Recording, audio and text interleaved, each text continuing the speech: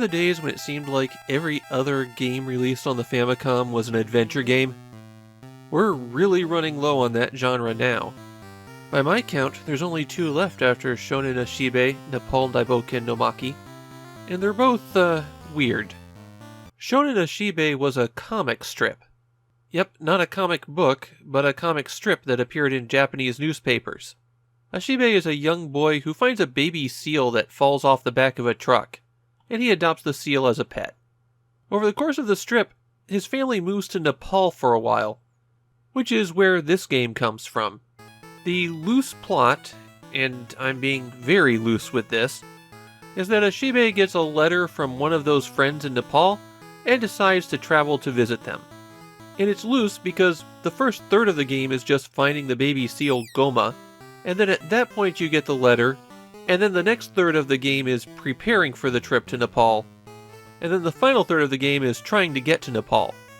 As an adventure game, you have a menu on the right-hand side with all your possible commands, and the commands here are extremely limited. Talk, search, take, use an item, and go. That's it. It's also impossible to put this game into a failed state. You can't get a game over or lose. So this is a very kid-friendly, easy-to-work-through adventure game. If the style of art looks familiar, it's because we saw it just 1 month ago on Famidaily. The artist for Shounen Ashibe was Morishita Hiromi, and she provided the art and character designs for the Famicom board game My Life, My Love, Boku no Yume Watashi no Nagai. As for this game, it's mainly a tour through all of the popular things about the comic strip. All of the fan-favorite characters show up and do the thing that they're known for. You visit familiar locations that you might have seen from the strip. This is one of those games that's basically giving fans what they want. As an adventure, it does the things that I don't like in Famicom adventure games. You've got to repeat actions until you get a different result. And the last chapter of the game has you wandering through a lot of mazes. Not really difficult mazes, just mazes to fill up your time.